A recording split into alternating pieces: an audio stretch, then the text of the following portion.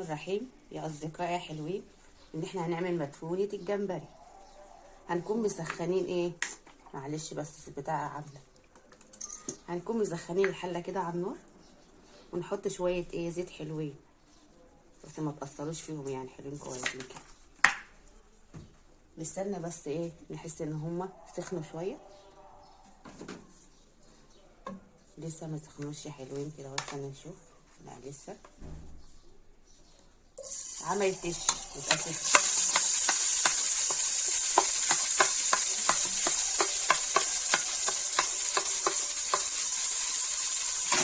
ولسه متابعيني لان ده اول فيديو اعمله. ما ينفعش نقلب حاجه في السيراميكا الا بالخشب او السيليكون.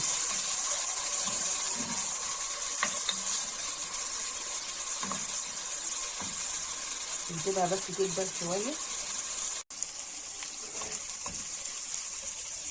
هنحط بقى شويه ملح بس عشان تسرع معانا من البصله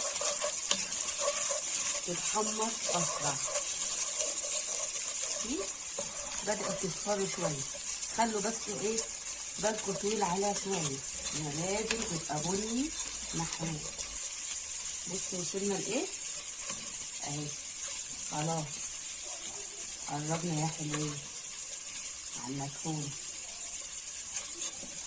المدفونة الجميلة بتاعتنا، مدفونة الجمبري. ممكن كمان تعملوها مدفونة بطاطس والحراسي، ممكن السمك، ان شاء الله اعمل لكم كل ده. بصوا يا حلوين وصلت للي احنا عايزينه اهو. بصوا ما تقولش هي محروق، هي بني غامق. يكون ايه في المرحله دي، يكون احنا مسخنين ميه، ونحط ايه، نجيب مغرفه عليها مغرفه ونحطها عليها.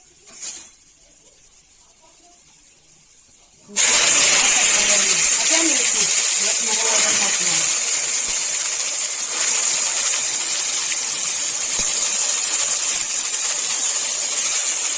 هننزل في الميه سخنه مره واحده، بنحط شويه صغيرين ندبلها شويه.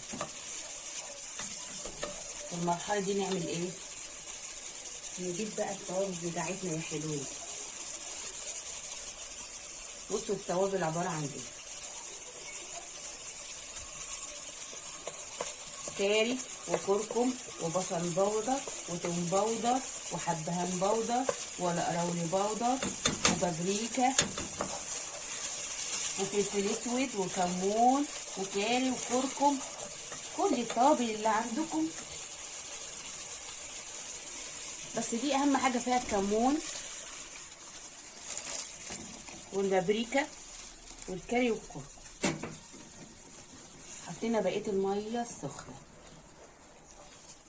لو عندكم طبعا ورق لوري اللي هو مش بودر حطوه، حبهان مش بودر حطوه، بس انا اللي عندي دلوقتي موجود. دلوقتي غليت الشوربه خلاص اهو. نسقط الجمبري،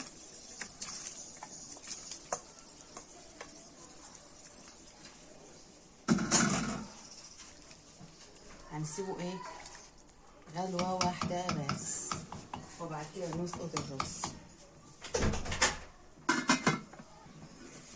لقد حان موعد اسقاط الرز يا حلوين يا طعمين.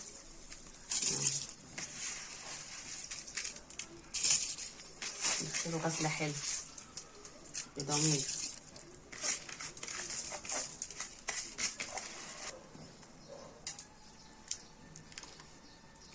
خلاص حطينا الرز، نظبط ايه الميه بتاعته.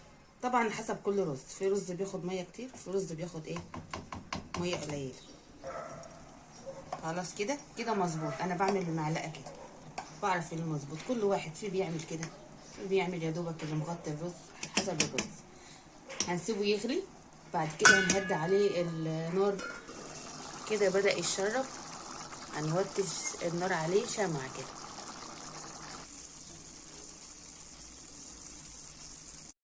الشكل النهائي للمدفونة، بصوا طبعا الطعم حكاية. وجنبها بطاطس مقليه، وطبعا المخلل، والشوربه بتاعته حكايه بقى ديت. يا سلام بقى شويه ايه عصره ليمون، وبالهنا على قلوبنا. وطبعا انتوا كمان اتفضلوا معانا.